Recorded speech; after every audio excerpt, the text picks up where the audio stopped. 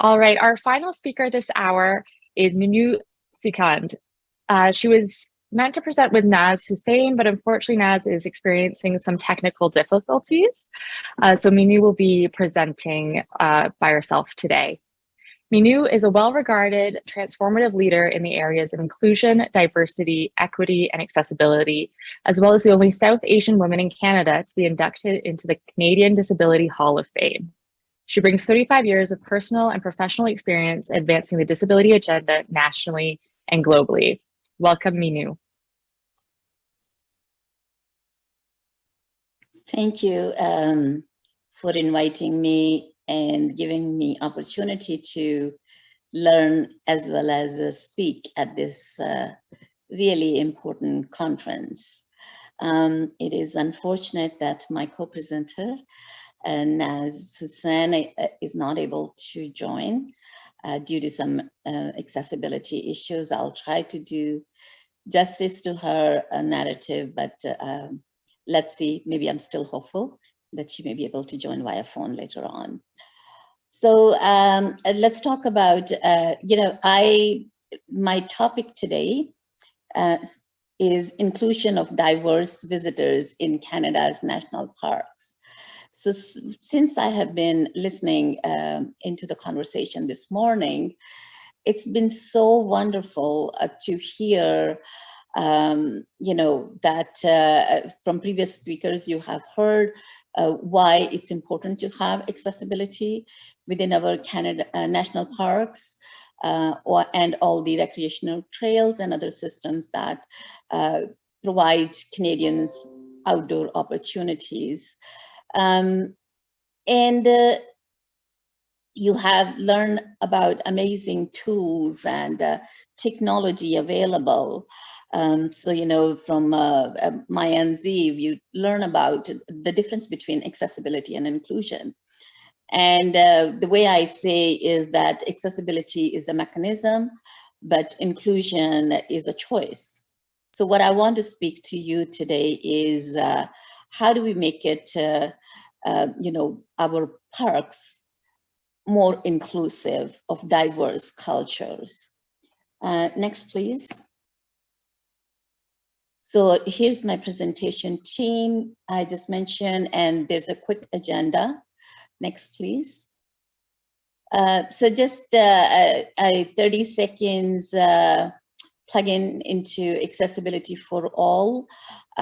We are a small nonprofit who is formulated to create accessible, inclusive and sustainable global communities that celebrate and embrace human diversity and abilities.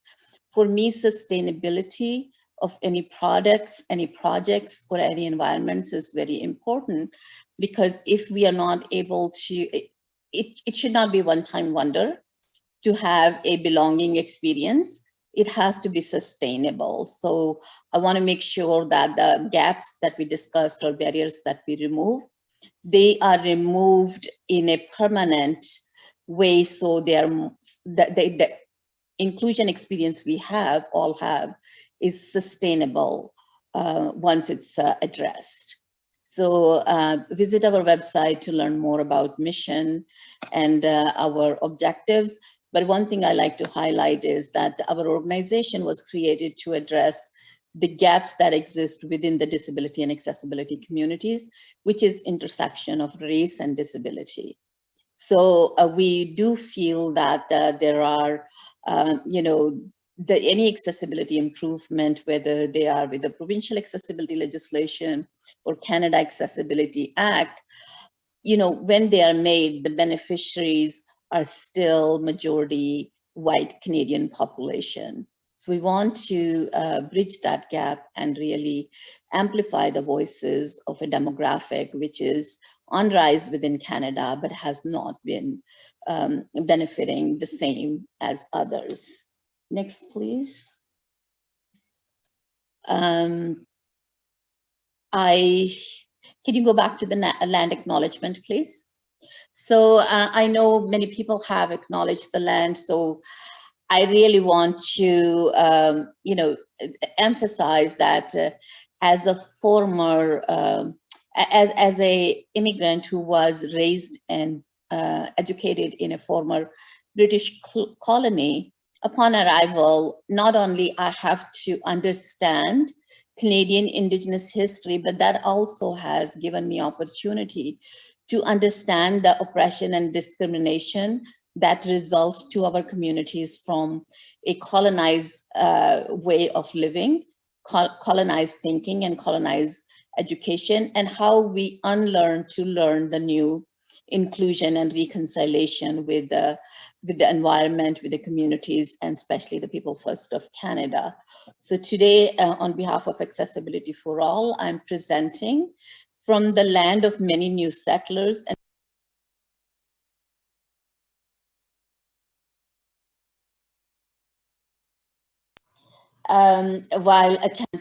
When attempting to access and enjoy the raw beauty of their adopted homeland.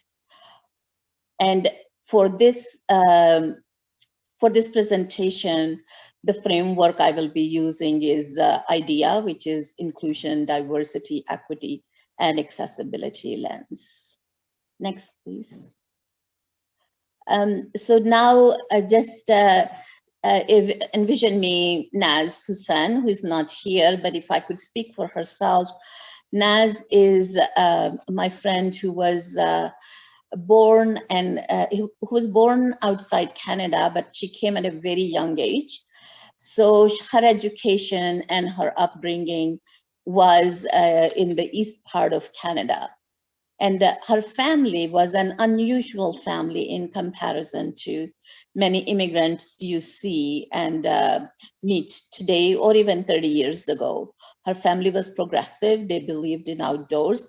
So Naz has a fairly, Canadian upbringing where family, packed the van and went to camping and went to canoeing, in all the activities that you see a typical Canadian family will do.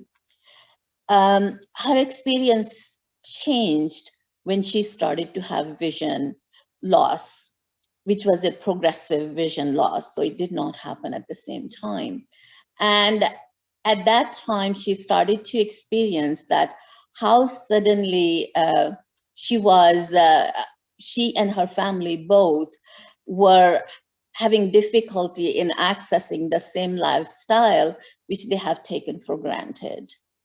And today she wanted to highlight those barriers that as a person who is aging with a disability and slowly losing their independence and vision, as well as familiarity with the life that they were living before, is really crucial and it's really harmful to their mental health.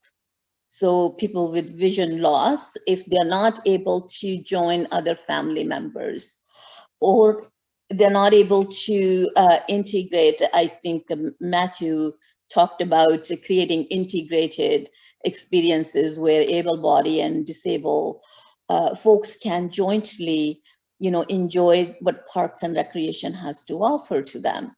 And that is really important from a multi-generational families, because many of us, if not friends, at least we go out with our family, which could be multi-generational. And when one family member cannot go many times, the whole family will be excluded from those experiences. So I think that experience Naz has felt, and as a mother, now as a grandmother, that is really, impact her active participation in her family life.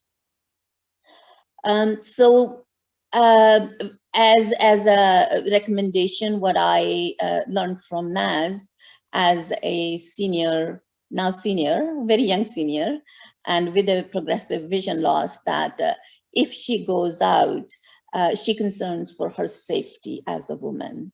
She also concerned for not finding the caregiver within her community who are willing to accompany her to such adventures because they themselves may not be equipped to handle this. So just remember these points. I'm going to address that a little bit later.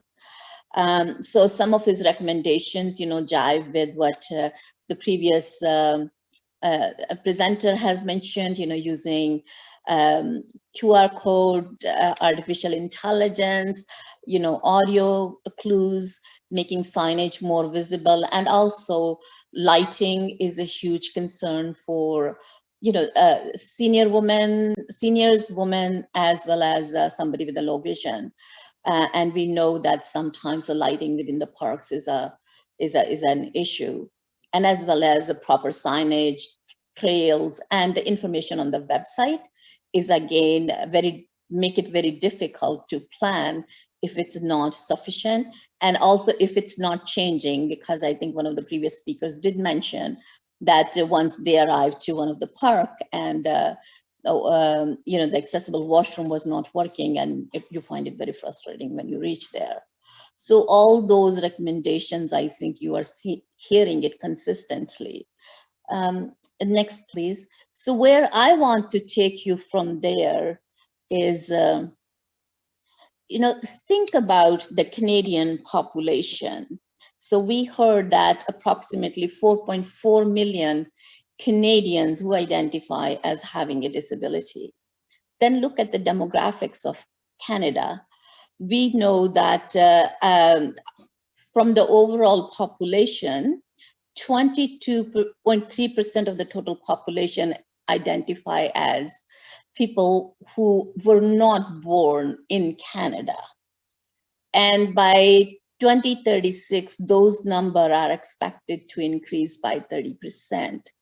So what I want you to think today, that when you are talking about accessibility, are you also thinking that beneficiary of those accessible initiative, who would that be? Who are the beneficiary?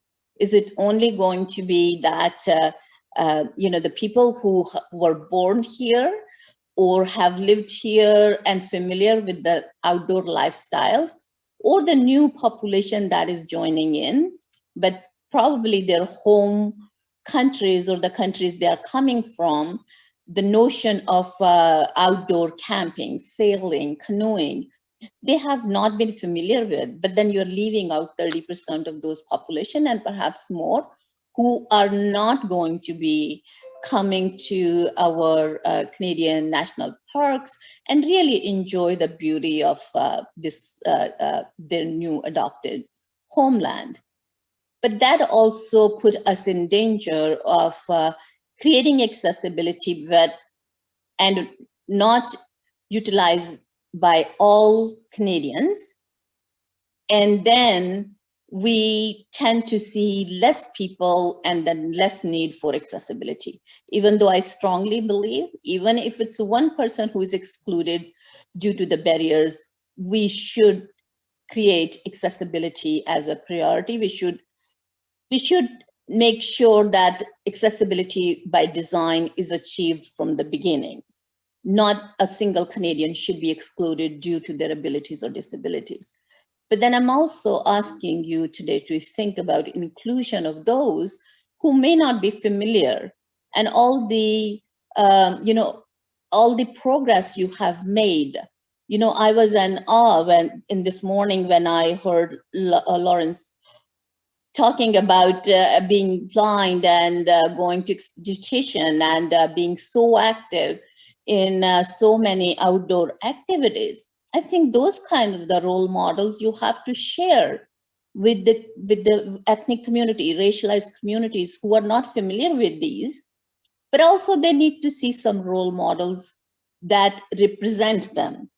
So whether that is an intersection of disability or intersection of race, we need to create those buddy system to make sure that all Canadians, regardless of their race, gender, and ethnic origin, are able to join this progress that you will be making through by making Canada's national parks accessible. So what my recommendations are, that we need to be looking at promoting the progress in perhaps not only in English media, English channels, but also reach out to different media channels where ethnic communities are listening to, or perhaps join hands with the newcomer settlement agencies. So it's not only disability organizations have this information, but also newcomer settlement agencies have this information available, so you can share it with new Canadians. And also because some of these camping experiences are so unique, that perhaps we need to create a buddy system for new Canadians coming in. So first 3 years, not only they get to go to free, to all the parks in Canada as an incentive, but also a buddy system in place where somebody can show them how to set up a tent, how to canoe, and how to use a adaptive canoe is even one more level of accessibility that will create inclusion among these communities. And guess what? You have a really important return on your investment, because now 30% of that population who is newly joined Canada, and especially international students who are coming here, they would love to do staycation. So just giving a staycation credit may not be enough. You may need to create some incentives to attract those communities. So I'm looking forward to your continued work, fill out surveys, be part of the advisory committee, but I'm also really hoping that this journey will be inclusive and will be equitable for diverse communities of Canada. Thank you so much. Thank you, Meenu. Thank you so much for your talk today. We will collect the questions that we received and we'll send them over to you and Naz. Just being mindful of our scheduled breaks. Our team has also reached out to Naz and will coordinate recording her story and having it posted on our website. We will take a short break now, and our next session starts at 3 p.m. Eastern Standard Time. See you all soon.